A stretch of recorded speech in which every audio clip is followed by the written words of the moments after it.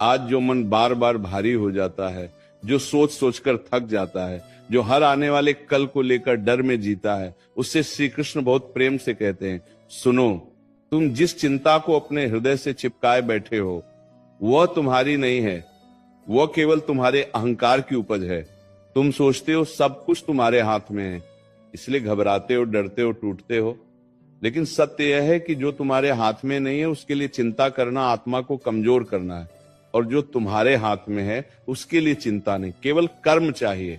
मनुष्य की सबसे बड़ी पीड़ा यही है कि वह भविष्य में जीने लगता है, वह आज के क्षण को छोड़कर उस समय की कल्पना करता है जो आया ही नहीं, और उसी कल्पना में अपने प्राणों की शक्ति नष्ट कर देता है। श्री कृष्ण कहते हैं, चिंता भविष्य की आग है जो वर्तमान की शांति को जला देती है।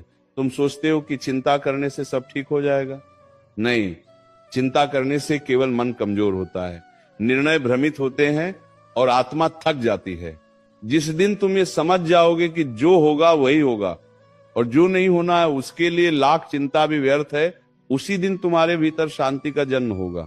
श्री कृष्ण कहते हैं, जिस प्रकार नदी बहती है बिना यह सोचे कि आगे पत्थर आएगा या मोड़, उसी प्रकार जीवन को बहने दो।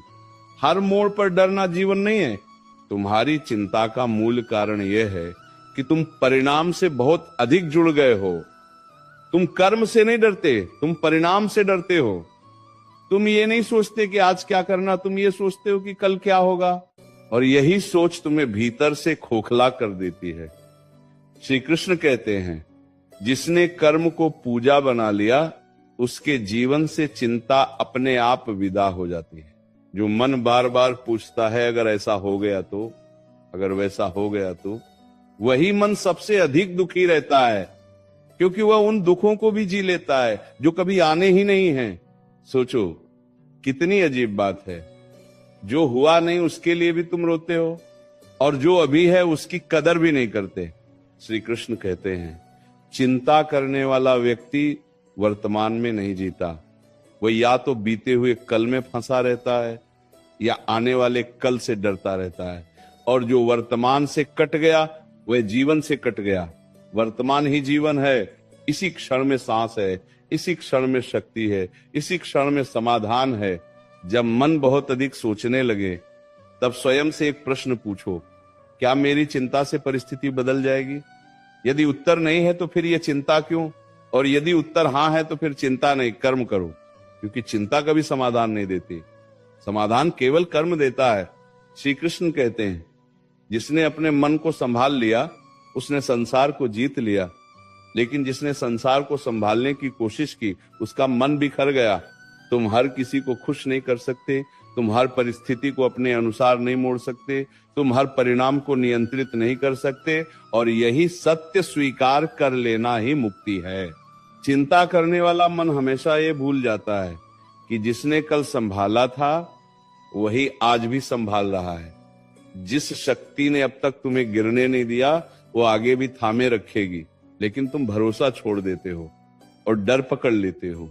श्री कृष्ण कहते हैं, जहां विश्वास होता है वहां चिंता टिक नहीं पाती।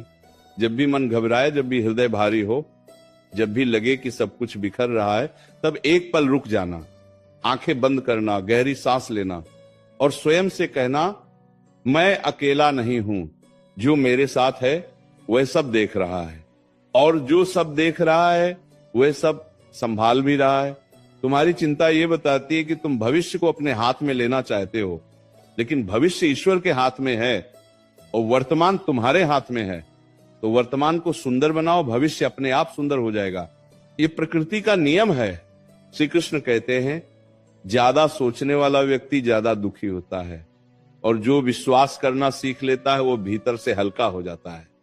जीवन बोझ नहीं है, जीवन प्रवाह है, लेकिन तुम उसे बोझ बना लेते हो अपनी अनावश्यक चिंताओं से।